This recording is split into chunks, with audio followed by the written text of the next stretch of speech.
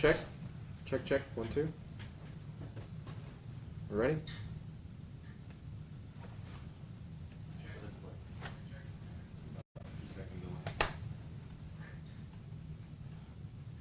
All right, good morning. Welcome to Wichita Police Department Interwatch. We are at a new month, May 1st, 2018. So I hope everyone's having a good day so far. I have 2 items that we're going to cover today in our Interwatch. 2 shootings that occurred yesterday, aggravated battery cases. The first one occurred at the Menards in the 3600 block of North Mays Road at approximately 4:50 yesterday afternoon. Case number on that is 27359. 27359, Monday, April 30th at approximately 4:30. Officers responded to a shooting call at the Menards in the 3600 block of North Mays Road. When they arrived, they located a 34-year-old male victim who had a gunshot wound to his abdomen area. He was transported to an area hospital with non-life-threatening injuries, treated, and released from the hospital. Through the investigation, it was learned that the victim was observing an unknown male and unknown female suspect in the store as a loss prevention officer. The 2 unknown suspects entered the business carrying a home surveillance system that they had not paid for. The victim contacted the suspects outside of the business, and the male suspect brandished a handgun and fired 1 shot, striking the victim in the abdomen. Both suspects then got into a black Mazda Protege wagon and left southbound through the parking lot. This is still an ongoing investigation. Our suspect descriptions are an unknown white male in his 20s, 5'10", thin build, wearing a white 3/4 sleeve link shirt with gray sleeves, gray shorts, and a black ball cap. The second suspect's an unknown white female in her 20s, 5'5", 175 pounds, wearing a black sports bra type top and black shorts. Here's some photographs of suspects, male and female suspects, and also the vehicle, the black Mazda. This photo is of a Mercedes. Okay. So this is the suspect vehicle. I'm sorry. Yeah. This black vehicle. Yeah. It's a Mercedes. Okay. I think the initial information they had was possibly a Mazda Protege, and that's where I got that information.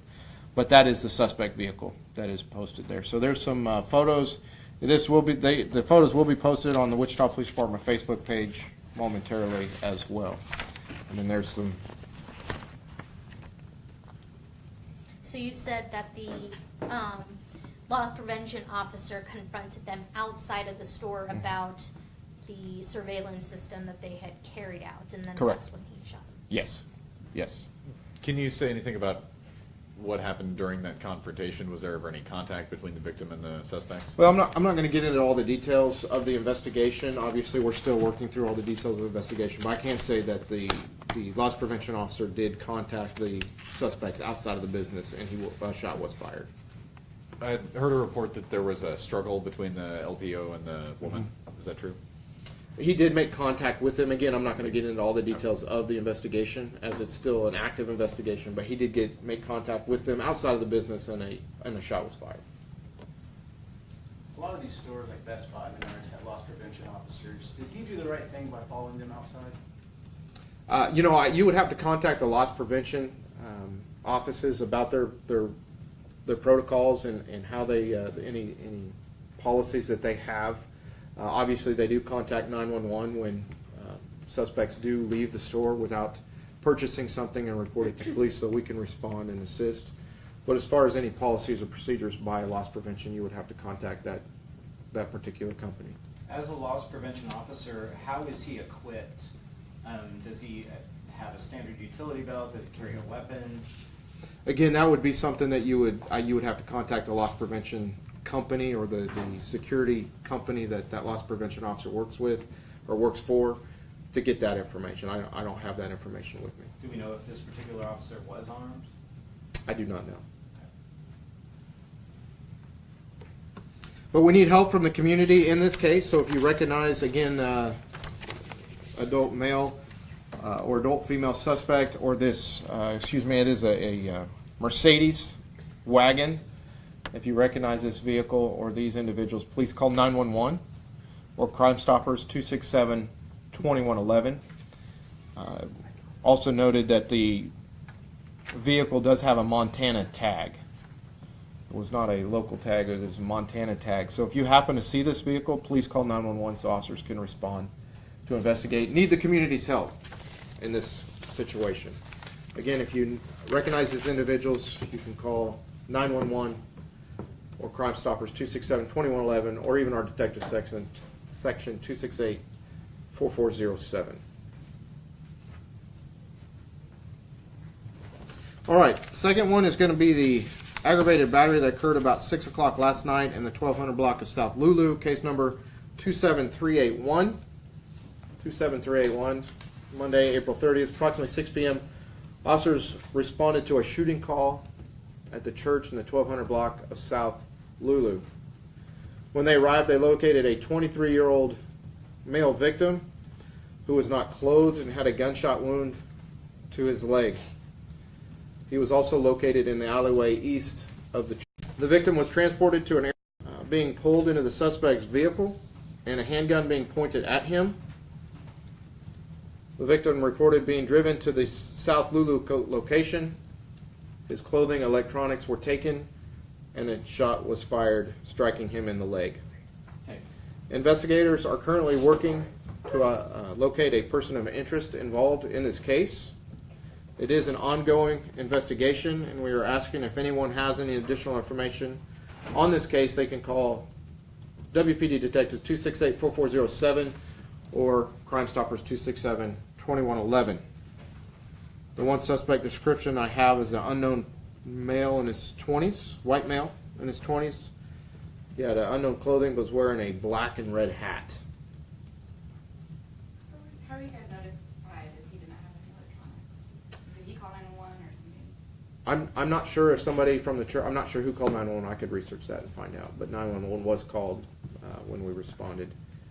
The suspect vehicle is a gunmetal gray or black 2010 Chevy Equinox with black rims and tinted windows.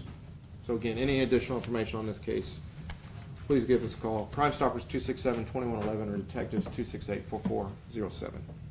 So the guy was with a friend to go buying weapons. Mhm. Is this gang related, or I mean, did they? Not that I'm aware of.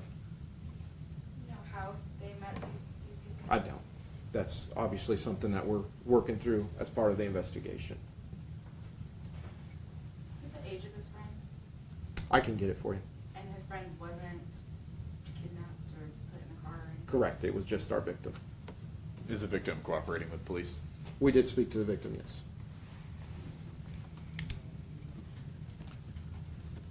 I mean, I'm sure this is under investigation, but any indication why the 23-year-old was why they took him?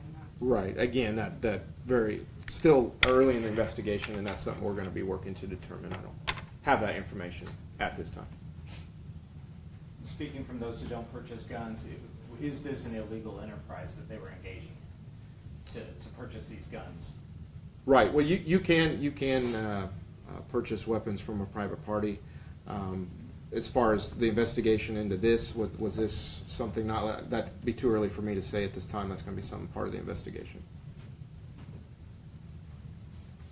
So the sale of the gun might not have necessarily been illegal? And again, that's part of the investigation that we'll have to look into. Yeah.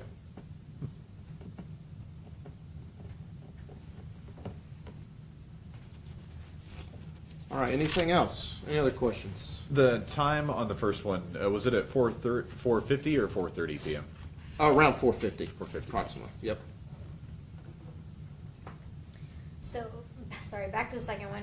Lulu is where it ended. That's where the church is. Correct. So where did they meet up initially? At a car wash in Harry and Washington. Yeah. And it ended there in the alleyway east of the church. Is that always car wash? Just a couple more items. The KFDI, Tiny with KFDI, is at Central Maine today, encouraging community members and officers and others to come by and sign a blue line flag in support of the loss of our fellow officer Stacy Woodson, tragically last Friday in a motorcycle accident, and also the loss of his 10-year-old son in that same accident as well. So we encourage anybody that'd like to come out and sign that. Central and Main, he said that Tony with KFDI said he'd be out there until he needed to be, to get everybody an ample opportunity to sign the flag. So today, Central and Main, Tiny with KFDI is out there. Our thoughts and prayers continue to go out to the Woodson family and the Wichita Police Department family. We continue to mourn and grieve the loss of a fellow officer and his 10-year-old son. Also, just give a reminder about the Law Enforcement Support Local Law Enforcement Parade coming up May 12th, 10:30, Central and Main. So a week from Saturday. So coming right up. Was scheduled last month, but due to snow, we had to postpone. So hopefully we won't have snow this time around. But May 12th, 10:30, Central Maine, come out, support local law enforcement parade. Hope everybody can make it and show your support for the Wichita Police Department, Sedgwick County Sheriff, and other local agencies involved.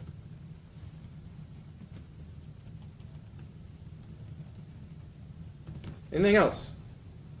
All right. Hope everyone starting May out to a great month. I hope you have a great Tuesday and stay safe.